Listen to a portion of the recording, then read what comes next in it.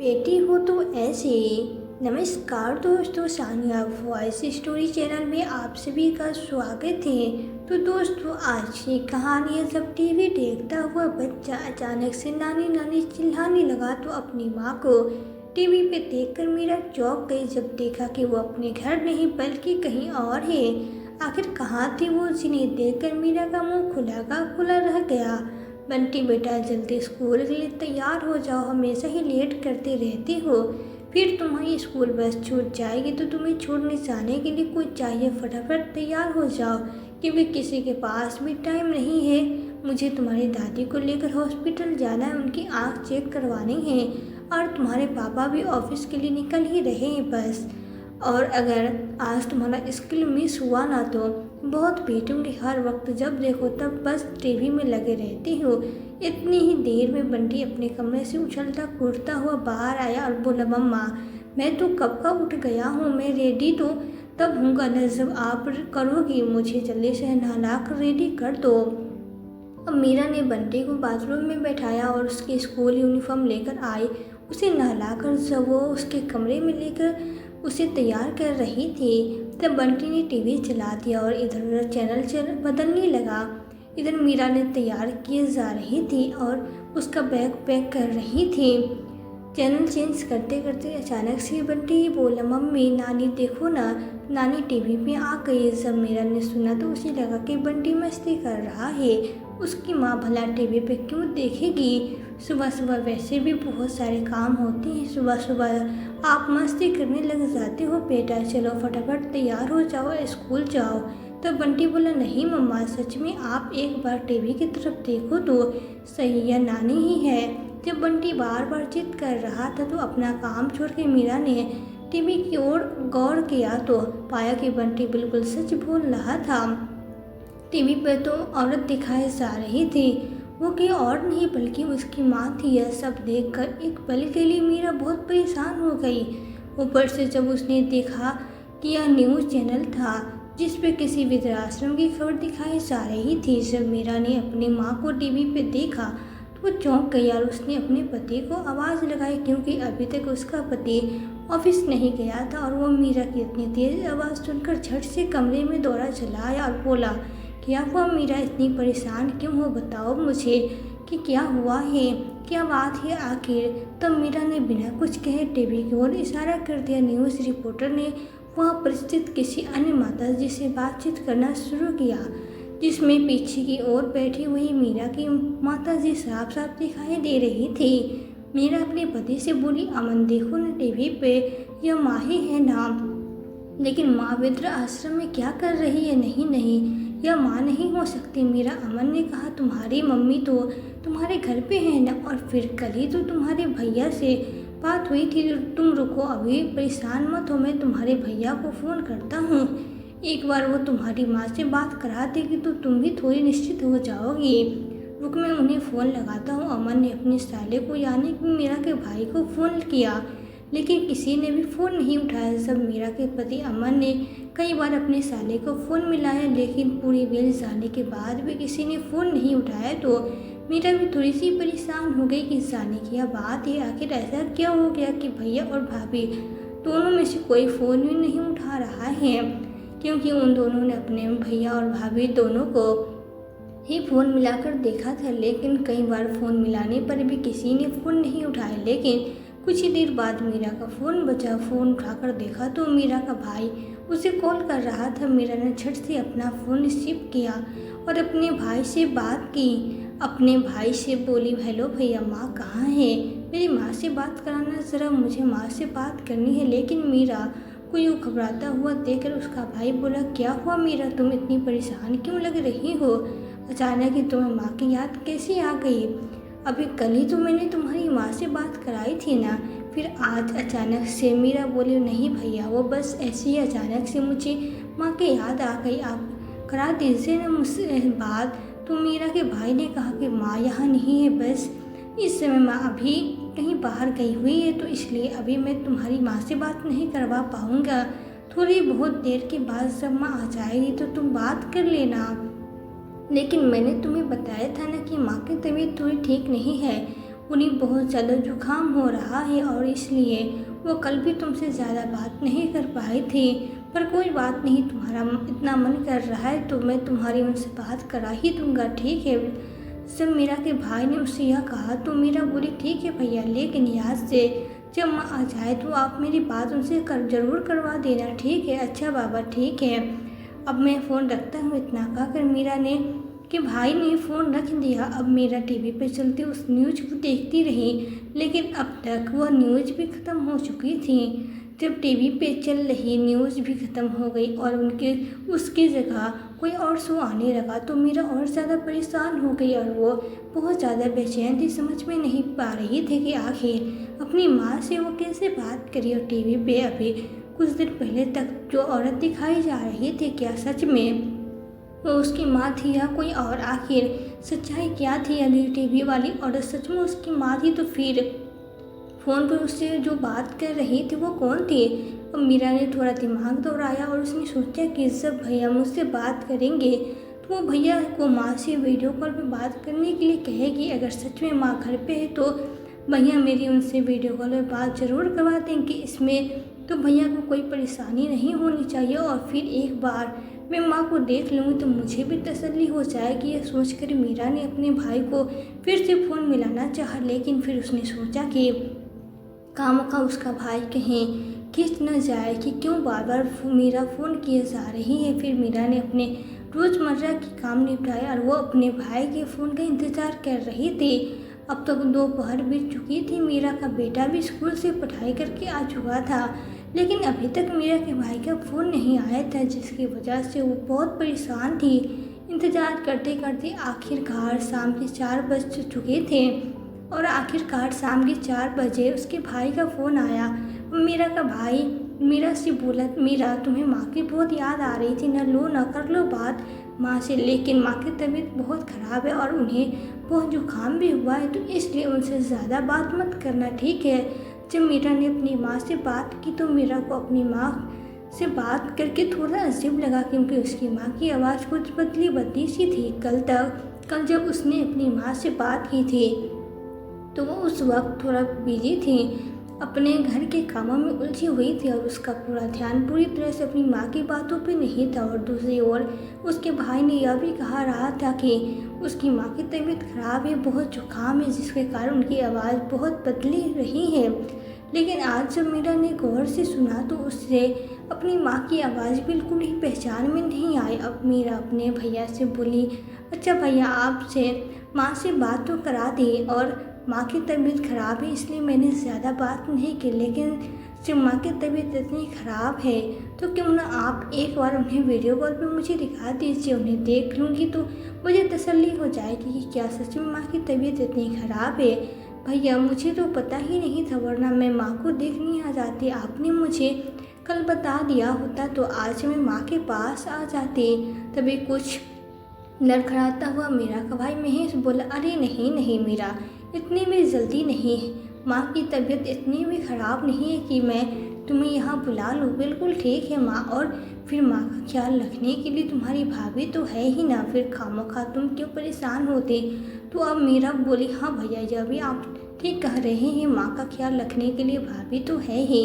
चलिए कोई बात नहीं, मैं माँ को देखने के लिए वहाँ नहीं आ सकती, लेकिन कम से कम फ़ोन पे तो माँ को देख ही सकती हूँ ना। आप एक काम कीजिए, मुझे फटाफट से वीडियो कॉल कीजिए, मैं फ़ोन पर उनसे बात कर लेती हूँ। फिर खुद ही बोली, सॉरी भैया, मैं तो भूल गई कि माँ की तबीयत तो ज़्यादा ख़राब है ना, मैं उनसे बात नहीं करूँगी, आप दूर से ही माँ को दिखा दीजिए, मुझे थोड़ा सुकून मिल जाएगा। अब महेश बात को घुमाता रहा और टाल मटोल करता रहा तो मीरा ने अपने भाई पर थोड़ा जोर देते हुए कहा, भैया आप तो ऐसे कह रहे जैसे माँ कहीं और है और आपने किसी और से मेरी बात करा दी हो। मेरे भाई, हद होती है, अपनी माँ से ही मेरी बात कराई है ना आपने। मेरी माँ जब आपके पास थे तो आप उन्हें दिखा नहीं सकते क्या? सब मीरा ने थोड़ी जोर देकर अपने भाई से कहा तो महेश भी मजबूर हो गया और बोला, अरे मीरा कैसी बातें कर रही हो, माँ से ही बात कराई है भाई, और माँ यही मेरे पास ही, रुको अभी वीडियो कॉल करता हूँ। महेश ने मीरा को वीडियो कॉल किया तो मीरा ने अपने भाई को जब देखा तो उसके चेहरे से साफ साफ पता चल रहा था कि वो बहुत घबराया हुआ है। नॉर्मल से मौसम में भी उसे पसीना आ रहा था। मीरा को वीडियो कॉल पे तो यह साफ दिखाई दे रहा था कि उसका भाई बहुत घबरा रहा है, लेकिन क्यों, और वो इतना डर रहा है आखिर किस बात से? क्यों उसका भाई नहीं चाहता कि मीरा अपनी माँ से बात करे? इन सारे सवालों को अपने दिमाग में लिए हुए मीरा ने अपने भैया से कहा, भैया भाभी ठीक है ना, लाइए भाभी से भी बात करा दीजिए। चलिए छोड़िए, पहले माँ से ही बात करा दीजिए, या फिर माँ को आप बैग कमरा करके मुझे दिखा ही दीजिए। मैं उन्हें दूर से ही देख लूँगी, उनसे बात नहीं करूँगी और नहीं उन्हें डिस्टर्ब करूँगी। मीरा ने अपनी माँ को देखने के लिए कहा तो महेश ने बैग कमरा ऑन करके अपने सामने पड़े हुए बेड की ओर कर दिया, जिसमें कंबल ओढ़कर कोई लेटा हुआ था। महेश बोला, लो देख लो माँ को बहुत सर्दी लग रही है, इसलिए मैंने उन्हें दवाई देकर सुला दिया। अब माँ तो आराम कर रही है, अगर तुम्हें ज़्यादा जिद करनी है तो बताओ, मैं माँ को जगा देता हूँ, उनका आराम खराब कर देता हूँ, कह देता हूँ कि आपकी बेटी को आपसे ज़रूरी बात करनी है, बताओ कहो तो जगा दूँ माँ को। तब मीरा बोली, हाँ भैया जगा दो, कोई बात नहीं। मीरा ने जब अपनी इतनी बात कही तो महेश के मुँह की हवाइयाँ उड़ गई, जैसे उसकी चोरी पकड़ी गई हो। फिर मीरा हंसती हुई बोली, अरे भैया आप तो डर गए, मैं तो मजाक कर रही थी, मैं भला अपनी वजह से माँ को क्यों परेशान करने लगी।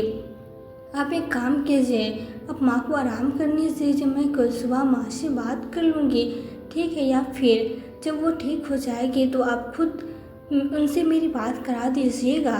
मीरा ने महेश से बात की और फ़ोन रख दिया। शाम को जब मीरा का पति अमन ऑफिस से वापस लौटा तो उसने सारी बात अपने पति को बताई। अमन को उसने जब सब कुछ बताया कि कैसे जब उसने अपनी माँ से बात करने की जिद की तो महेश उससे बात भी नहीं कराना चाहता था, और जब उसने बहुत ज़्यादा जिद की तब कहीं जाकर महेश ने अपनी माँ की बात उससे कराई थी।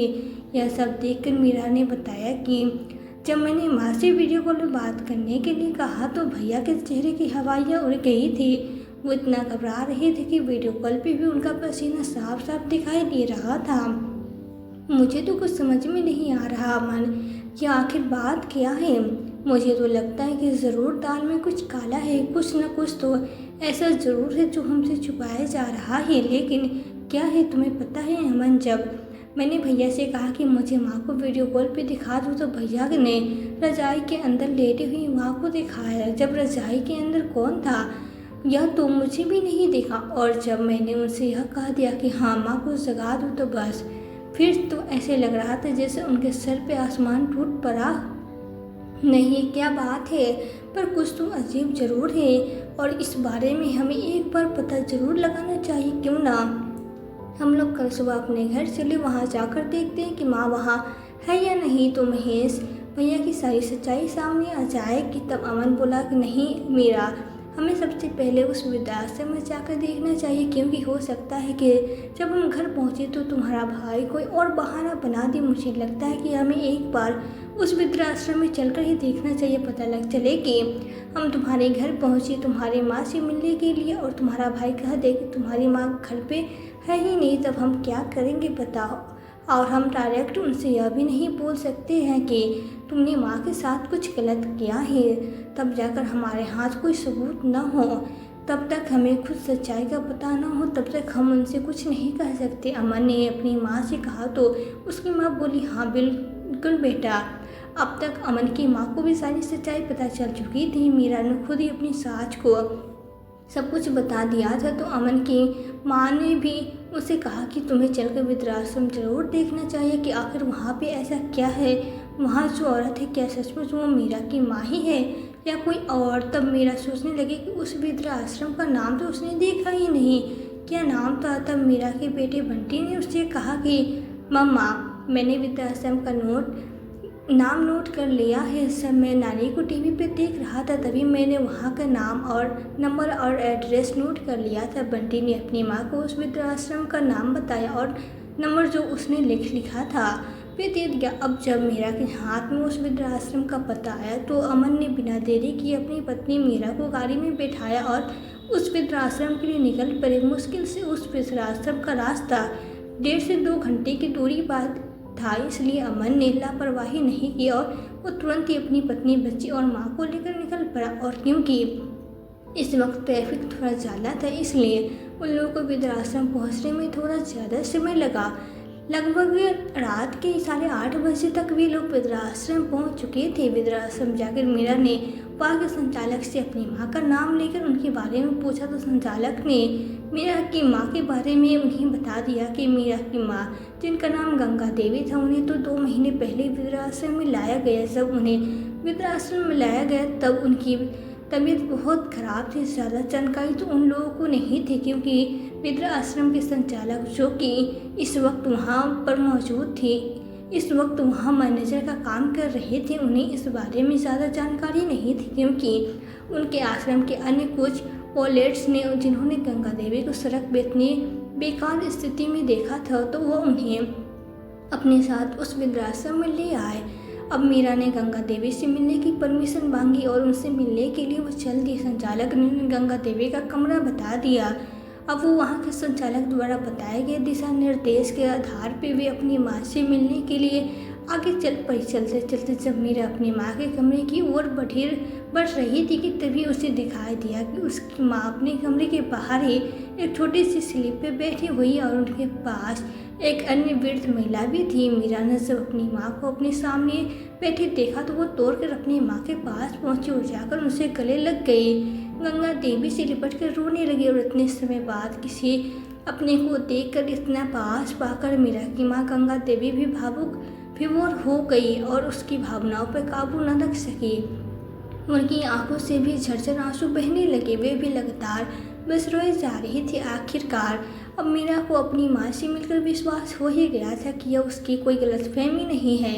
जो उसे लगा था वास्तव में जिसे टीवी पे दिखाया जा रहा था वो मीरा की अपनी माँ थी। अब मीरा के भाई और भाभी ने उसके साथ ऐसा क्या किया कि वे आज इस हालत में है और यहाँ वृद्धाश्रम में है। मीरा ने अपनी माँ को शांत कराया और खुद भी चुप हुई। अपनी माँ को चुप कराकर मीरा ने उनसे पूछा कि माँ, आखिरकार आप यहाँ कैसे पहुँचे? भैया ने मैंने बात की थी तो उन्होंने तो मुझसे कहा कि आपकी तबीयत ठीक नहीं है और उन्होंने कल ही मेरी आपसे बात कराई थी। अब अचानक से क्या हो गया माँ? पहले तो सब कुछ ठीक था, घर में छोटी मोटी नोक-झोंक तो चलती ही रहती है, लेकिन आखिर इतनी बड़ी बात, इतना सब कैसे हो गया कि आप घर छोड़कर यहाँ आ गए?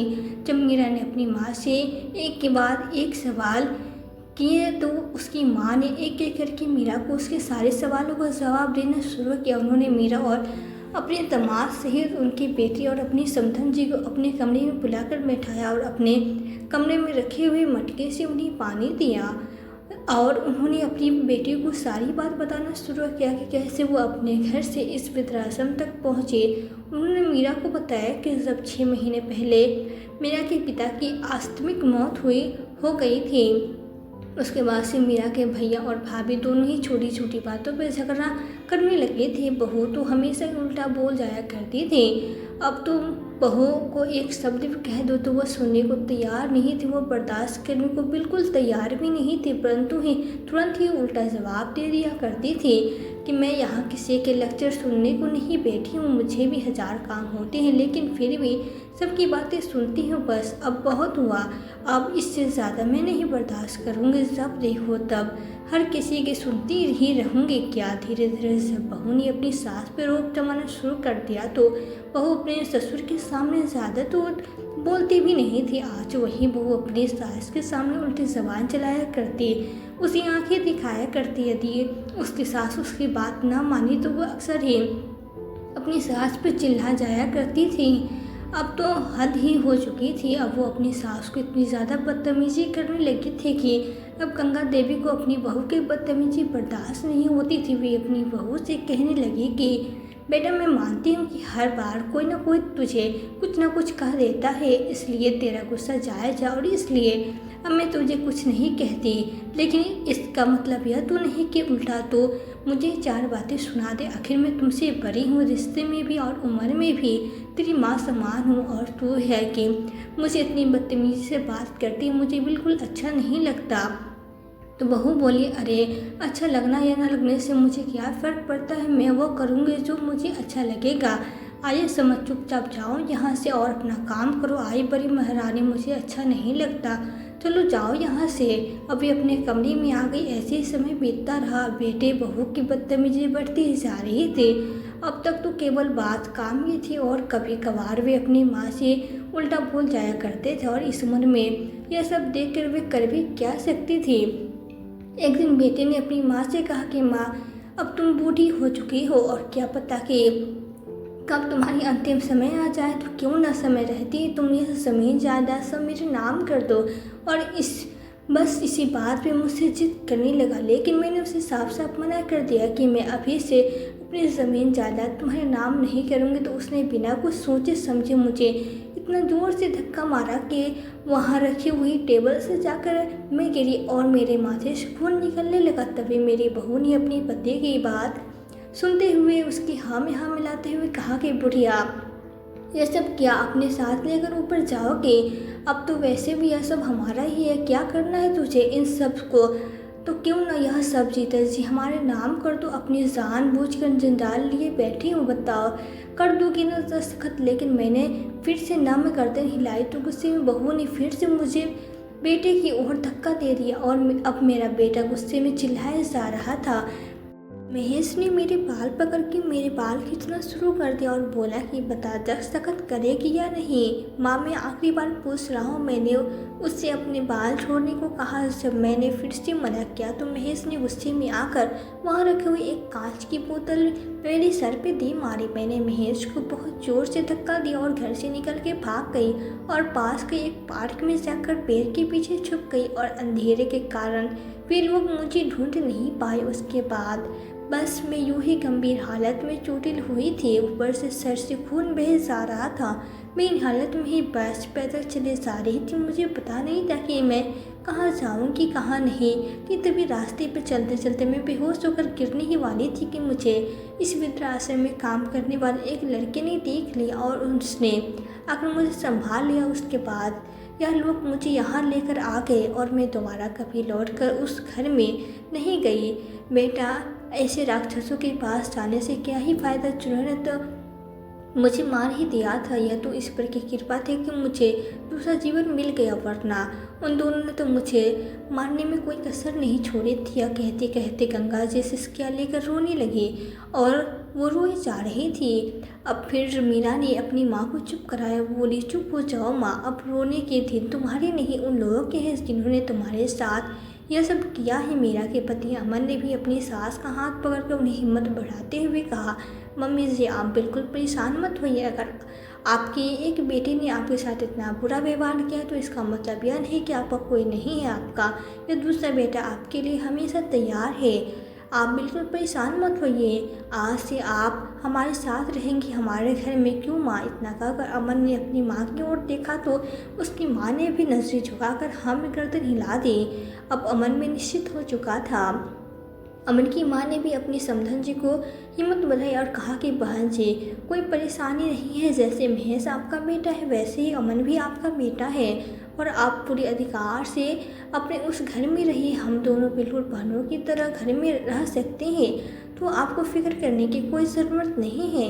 अब अमन और मीरा अपनी माँ को अपने साथ लेकर चले गए और अब गंगा देवी अपनी बेटी मीरा के साथ उसी के ससुराल में रहने लगी थी। इधर मीरा ने अपने भैया भाभी पर अटेम्प्ट टू मर्डर का केस लगा दिया था। अपनी माँ को साथ ले जाकर उसने उसके बयान भी दर्ज करवा दिए थे और इधर पुलिस ने महेश और उसकी पत्नी के घर पर धावा बोल दिया और उन दोनों को अरेस्ट कर लिया। जब उन दोनों को अरेस्ट किया गया तो वह दोनों बिल्कुल मासूम और अनजान पड़ के पुलिस वालों से पूछने लगे कि आखिर हुआ क्या है, हमने क्या है जो हमें तो बताएं कि किस जुर्म में हमें अरेस्ट किया जा रहा है। जब उन दोनों को अरेस्ट करके पुलिस स्टेशन लाया गया तो अपनी माँ को अपनी आंखों के सामने देखकर महेश को पैरों तले ज़मीन निकल गई, क्योंकि महेश और उसकी पत्नी ने तो यह सोचा था कि इतनी घायल अवस्था में वो बुढ़िया घर से यूं ही निकल गई है तो आज नहीं तो कल वह इसी कारण से मर जाएगी। जब उसे इलाज नहीं मिलेगा तो और क्या होगा उसका। बस यह सब सोच सोच कर वे लोग निश्चित थे कि उसकी माँ फिर कभी उसके सामने नहीं आएगी। वह जो चाहे वो कर सकते हैं और जब मीरा ने माँ से बात करने की जिद की तो उसकी भाभी ने ही मुंह में कुछ दबाकर अजीब सी आवाज़ में उससे बात की थी। और वीडियो कॉल पे भी बात करते समय वही रज़ाई में लेटी हुई थी। लेकिन उन्हें इस बात का अंदाज़ा नहीं था कि ऊपर वाले के आगे किसी की नहीं चलती। इंसान चाहे कितने भी पाप कर ले, कितना भी बुरा कर ले, लेकिन जब उस ऊपर वाले के इंसाफ की लाठी चलती है तो ना वो किसी के गुनाहों को नहीं बख्शती। ऐसे इंसान को तो माफ़ी भला कैसे ही मिल सकती है जिसने अपनी माँ के साथ इतना बुरा व्यवहार किया था। आज मीरा अपनी माँ को अपने साथ लेकर रहती है और गंगा देवी अपनी बेटी, अपने दामाद के साथ और नन्हे से नाते और अपनी समधन के साथ खुशी खुशी इस परिवार का एक सदस्य बनकर रहती है। इधर गंगा देवी अपने बेटे और दामाद के साथ खुश है और उधर उनके बेटे और बहू अपने किए कर्मों की सजा भुगत रहे हैं। तो दोस्तों, यह थी हमारी आज की कहानी। आज की कहानी आपको कैसी लगी हमें कमेंट बॉक्स में कमेंट करके ज़रूर बताएं। यदि वीडियो आपको अच्छी लगी हो तो वीडियो को लाइक और शेयर करके चैनल पर यदि नए हो तो चैनल को सब्सक्राइब जरूर कर दे। साथ ही बेल आइकन को प्रेस कर दे ताकि आने वाले वीडियोस की नोटिफिकेशन आपको मिलती रहे। तो आज के लिए बस इतना ही। मिलती हूँ आपसे एक नई वीडियो में एक नई कहानी के साथ। कहानी में अंत तक बनी रहने के लिए आपका दिल से बहुत बहुत धन्यवाद।